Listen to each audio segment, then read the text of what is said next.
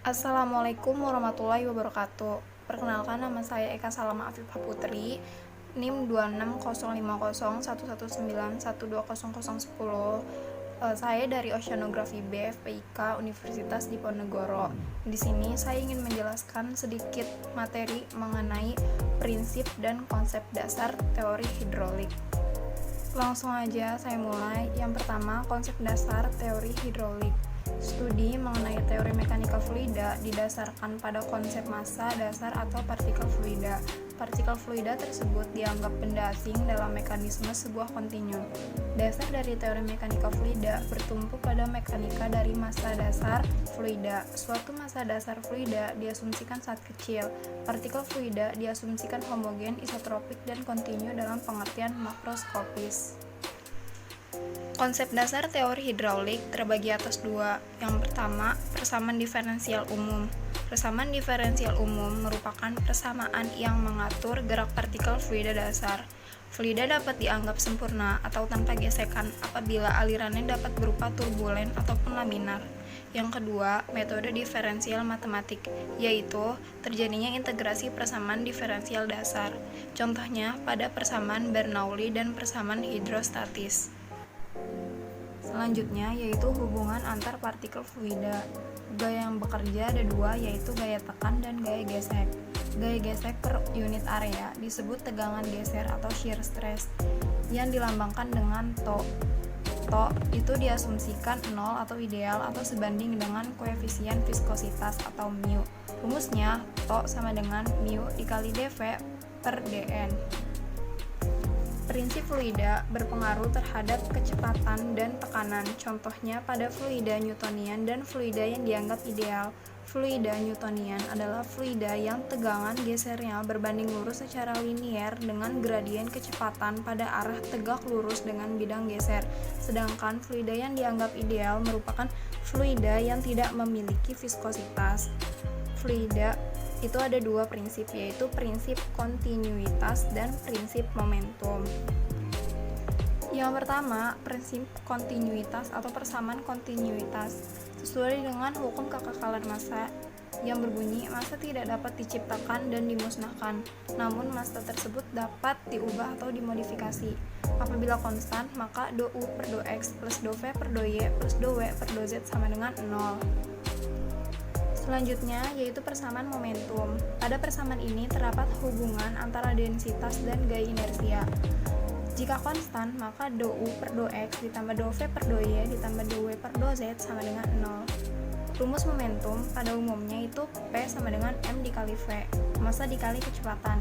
Untuk gaya inersia, Fx sama dengan rho dikali du per dou t, dimana ini ditinjau dari sumbu x. Apabila ditinjau dari sumbu y itu maka rho dikali dou v per dou t. Kalau dari sumbu z maka rho dikali dou w per dou t. Untuk lebih jelasnya ke slide selanjutnya. Pada slide ini kita akan menjelaskan hubungan antara densitas dengan gaya inersia. Seperti yang kita ketahui tadi, rumus momentum yaitu massa dikali kecepatan, dan hukum Newton 2 yaitu yang berbunyi F sama dengan M dikali A. A merupakan turunan dari kecepatan terhadap waktu, maka bisa juga ditulis M dikali dV per dt sama dengan rho dikali V dikali dV per dt. V di sini merupakan volume, di mana rumus dari densitas yaitu rho sama dengan M per V. Selanjutnya yang bawahnya F sama dengan D dikali M kali V per dt. F sama dengan M dikali D dalam kurung F per dt, sehingga didapatkan F sama dengan rho dikali V dikali V per dt. Selanjutnya V di sini merupakan volume, di mana perairan itu volumenya semuanya sama, jadi bisa kita abaikan, sehingga apabila ditinjau dapat rumus yaitu Fxyz yaitu rho dikali du per dt dv per dt dw per dt, atau bisa disingkat menjadi Fx sama dengan rho dikali du per dt, Fy sama dengan rho dikali dv per dt, dan Fz sama dengan rho dikali dw per dt. Itu merupakan gaya inersia. Selanjutnya kita masuk kepada studi gerak fluida. Gerak fluida itu ada 4, yaitu streamline, pathline, straight line, dan stream tube. Streamline adalah garis yang bersinggungan pada setiap titik menuju vektor kecepatan dengan waktu t. Pathline, lintasan yang menghubungkan satu titik dengan satu titik lainnya pada selang waktu tertentu. Selanjutnya, streak line. Streak line adalah kumpulan titik-titik partikel fluida yang konstan dan terdapat jenis fixed point dan fixed line.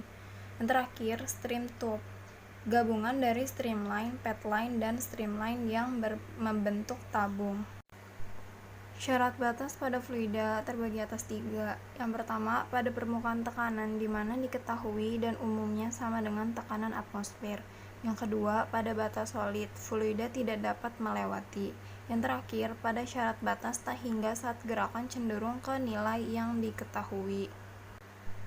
Selanjutnya kita masuk ke aliran gerak dalam fluida, yaitu ada 2, aliran steady dan unsteady. Aliran steady merupakan aliran di mana yang perubahan kecepatan terhadap waktu adalah 0, sehingga dapat disimpulkan tidak terjadi perubahan kecepatan. Selanjutnya, aliran unsteady merupakan kebalikannya, yaitu aliran yang terjadi perubahan kecepatan terhadap waktu. Maka dou v per dou t tidak sama dengan 0. Untuk metode gerak di dalam fluida, ada 2 metode, yaitu metode Lagrange dan metode Euler. Yang pertama yaitu metode Lagrange.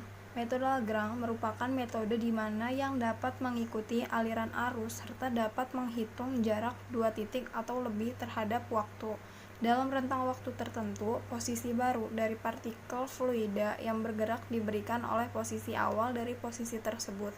Contohnya adalah ketika penggunaan botol drifter dan bola duga. Yang kedua yaitu metode Euler. Metode Euler merupakan metode di mana yang hanya dapat mengetahui kecepatan aliran pada satu titik perairan pada lokasi tetap dan kurun waktu tertentu. Hanya berlaku untuk fluida yang kompresibel. Fluida kompresibel merupakan fluida yang dimana massa jenisnya akan berubah tergantung tekanan atau suhu. Contohnya itu pada metode ini penggunaan current meter.